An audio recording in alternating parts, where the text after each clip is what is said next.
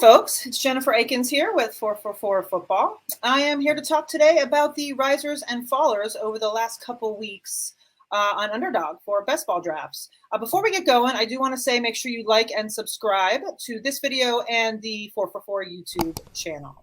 So let's get into it. Oh, actually, before I start, also all the ADP that I talk about is courtesy of the 444 Underdog tool, which can be found on our site, along with all kinds of fantastic content and tools for Underdog. So let's get into the risers. First guy we have is Darrel Williams. He was a late 17th rounder with an ADP of 204.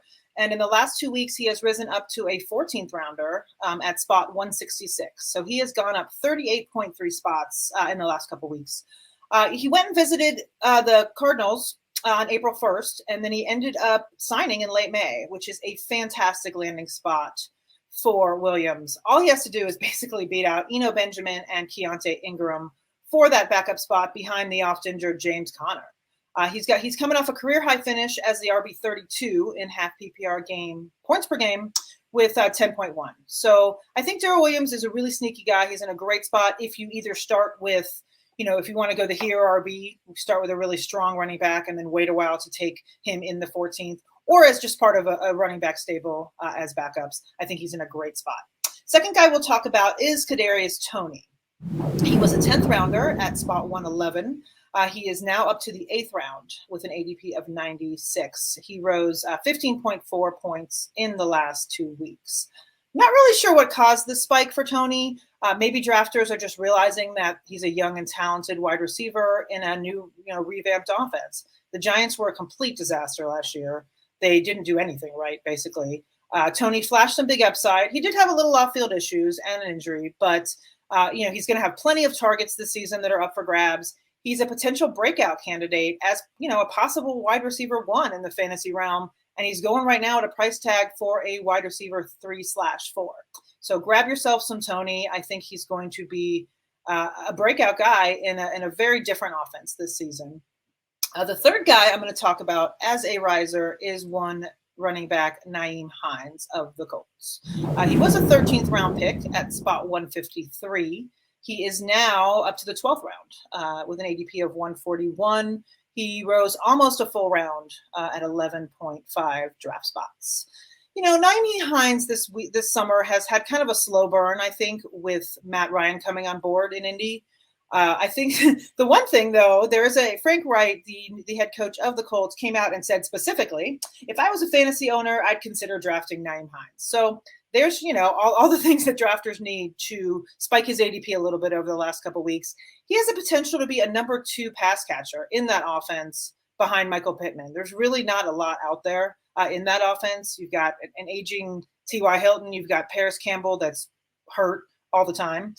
So I think, we're looking at an expanded role. He could certainly best his ADP of RB44, which is where it sits right now. Nyheim Hines is one of those guys that always produces, and he's always underrated. So go grab some Nyheim Hines if you're looking for one of those late round guys at running back.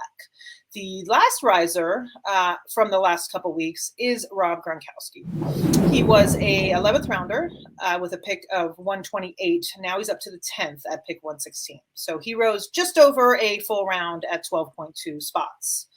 So the Tampa Bay Times last week came out with an article saying that they're optimistic that Gronkowski will re-sign with the Bucs before training camp.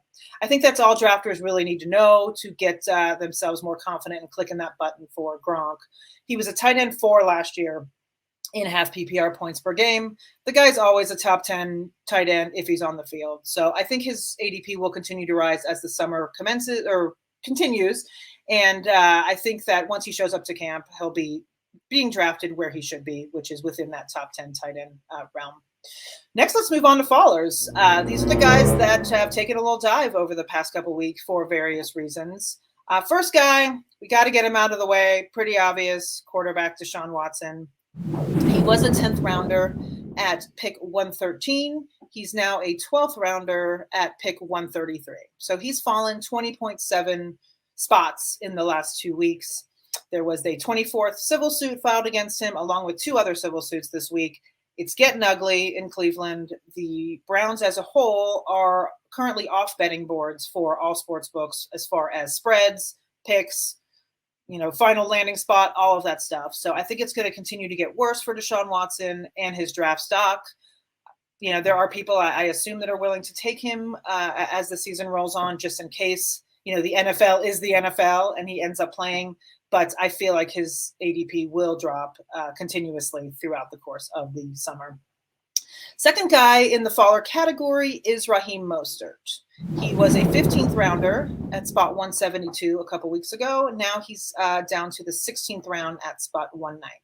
So he has fallen just at a round and a half at 18 spots. Nothing really specific with Mostert that happened in the last couple weeks that I could find. The Miami backfield is extremely cloudy. You've got Mostert, you've got Myles Gaskin, and you've got Sony Michel kind of all fighting for scraps behind presumably Chase Edmonds, who did get the most money this offseason. He should be the lead back in that offense. Mostert's coming off knee cartilage injury, so he's kind of a gamble either way. Mostert's one of those guys, you either like him or you don't. You either believe in his ability and his ability to stay healthy, which has been kind of iffy. So, right now he's a 16th rounder if you want to gamble on him. The third guy in the faller category is Jets quarterback Zach Wilson. He was a 13th rounder at spot 156. He's now a 15th rounder at spot 169. So he has fallen just over one round at 13.1 draft spots. There was a report that Zach Wilson bulked up this offseason. He was looking, less baby face, more buff. But now there's been reports out of OTAs that he's been struggling with inaccuracy. Zach Wilson's one of those guys. He needs to make a big leap in order to be fantasy relevant. He is surrounded by good weapons, though. And, speaking of his weapons, it's kind of a mixed bag there for, the pieces around him and their ADP. I looked into, so Corey Davis has gone up 3.9 spots in 2 weeks, and Elijah Moore is up 1. But Breece Hall has fallen 4.8 spots. Garrett Wilson fell 4.3 spots, and Michael Carter fell 4 spots himself. So I think drafters are kind of unsure of what to make of the Jets, which is understandable. Some of the pieces are going up, some of the pieces are going down. Zach Wilson went down just a little over a round this past fortnight. The last guy to talk about here, last faller, is James Robinson. He was a 13th rounder. He was leaving boards at spot 152. He is now down to a 4th rounder at spot 163. He fell a little shy of a round at 11.4 spots. I personally don't understand the dip. He is on track for an August return after a knee injury. The guy has a habit of overachieving every year. Every year he's underestimated, and every year he ends up in there getting a pretty decent role.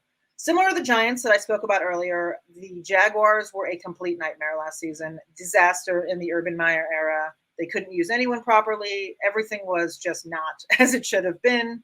I think that, James Robinson could be a sneaky guy this year as that change of pace back to Travis Etienne, who is also recovering from an injury. Right now, he's RB 49, Robinson, and I think he has definitely the potential to outplay that. So I'm not really sure why that happened, but I would personally buy the dip there. That's it for this edition of the Risers and Fallers. Thank you guys so much for watching this video. Once again, make sure to like and subscribe to the 444 YouTube channel. If you want to see any more of my content or anyone else's content, head to 444.com. We have tons of not only Underdog, we have Redraft, we have some Dynasty, we have USFL if you're interested. We have all kinds of stuff over there, so make sure to check us out. Have a great day.